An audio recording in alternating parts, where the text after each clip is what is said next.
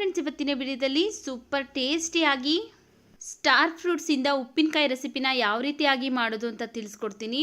ನಾವು ಯಾವಾಗಲೂ ಮಾವಿನಕಾಯಿ ಉಪ್ಪಿನಕಾಯಿ, ನಿಂಬೆಕಾಯಿ, ಹೇರಳೆಕಾಯಿ ಉಪ್ಪಿನಕಾಯಿ ಮಾಡಿರ್ತೀರಿ. ಇದು ತುಂಬ ಡಿಫ್ರೆಂಟಾಗಿ ಹಾಗೆಯೇ ಟೇಸ್ಟಿಯಾಗಿರುತ್ತೆ. ಒಂದ್ಸರಿ ನೀವು ಟ್ರೈ ಮಾಡಿ ನೋಡಿ.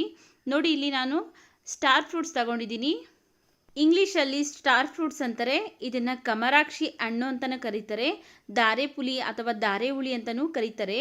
ಬನ್ನಿ ಈಗ ಇದರಿಂದ ಉಪ್ಪಿನಕಾಯಿ ಯಾವ ರೀತಿ ಮಾಡೋದು ಅಂತ ತಿಳಿಸ್ಕೊಡ್ತೀನಿ. ಫಸ್ಟು ನೋಡಿ, ಈ ಥರ ಎಡ್ಜಸ್ಟ್ನ ಕಟ್ ಮಾಡಬೇಕು. ತೆಳುವಾಗಿ ಎಡ್ಜಸ್ಟ್ ಇರುತ್ತಲ್ಲ, ಅದನ್ನಷ್ಟೇ ಕಟ್ ಮಾಡಿ ತೆಗಿತಾ ಇದ್ದೀನಿ.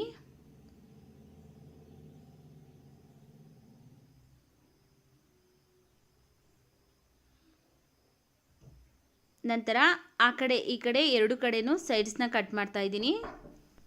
ಈಗ ಇದನ್ನು ಸ್ಲೈಸಸ್ ಆಗಿ ಕಟ್ ಮಾಡ್ಕೊಳ್ಬೇಕು. ನೋಡ್ಬೋದು ನೀವೇ ಸ್ಟಾರ್ ರೀತಿಯಾಗಿ ಸ್ಲೈಸಸ್ ಕಟ್ ಮಾಡ್ಕೊಳ್ತಾ ಇದ್ದೀನಿ. ಅದು ಸ್ಟಾರ್ ಫ್ರೂಟ್ಸ್ ಆಗಿರೋದ್ರಿಂದ ಒಳಗಡೆ ಸ್ಟಾರ್ ರೀತಿಯಾಗೇ ಇರುತ್ತೆ.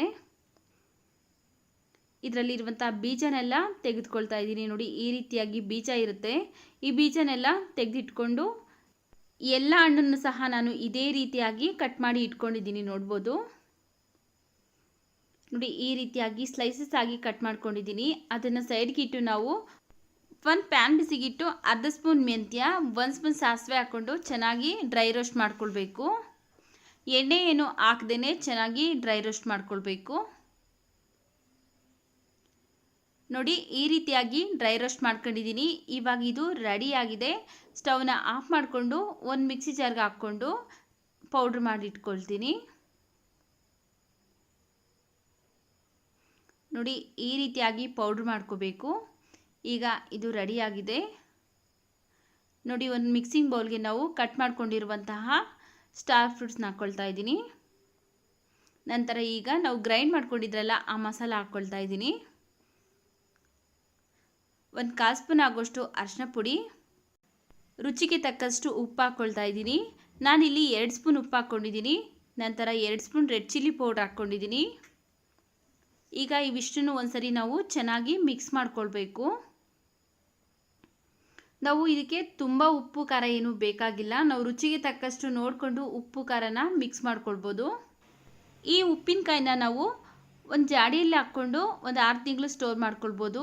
ಈಗ ಚೆನ್ನಾಗಿ ಮಿಕ್ಸ್ ಮಾಡ್ಕೊಂಡಿದ್ದೀನಿ. ಇದನ್ನು ಸೈಡ್ಗೆ ಇಟ್ಟು ಒಗ್ಗರಣೆ ಮಾಡೋದಕ್ಕೋಸ್ಕರ ಒಂದು ಪ್ಯಾನ್ ಬಿಸಿಗಿಟ್ಟೋದಕ್ಕೆ ಒಂದು 2 ಸ್ಪೂನ್ ಆಗೋಷ್ಟು ಎಣ್ಣೆ ಹಾಕ್ಕೊಂಡಿದ್ದೀನಿ.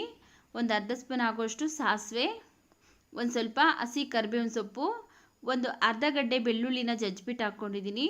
ನಂತರ ಒಂದು ಸ್ವಲ್ಪ ಹಿಂಗೆ ಹಾಕಿ ಚೆನ್ನಾಗಿ ಫ್ರೈ ಮಾಡಿಕೊಂಡು ಸ್ಟವ್ನ ಆಫ್ ಮಾಡಿಕೊಂಡು ಕಂಪ್ಲೀಟಾಗಿ ಎಣ್ಣೆ ಎಲ್ಲ ತಣ್ಣಗಾಗ್ಬಿಡ್ತೀನಿ. ಎಣ್ಣೆ ಎಲ್ಲ ತಣ್ಣಗಾದ್ಮೇಲೆ ನಾವು ಮಾಡಿಟ್ಕೊಂಡಿರುವಂಥ ಉಪ್ಪಿನಕಾಯಿಗೆ ಒಗ್ಗರಣೆನ ಮಿಕ್ಸ್ ಮಾಡ್ಕೊಳ್ಬೇಕು. ನೋಡಿ, ಒಗ್ಗರಣೆ ಹಾಕ್ಕೊಂಡು ಚೆನ್ನಾಗಿ ಮಿಕ್ಸ್ ಮಾಡ್ಕೊಳ್ತಾ ಇದ್ದೀನಿ.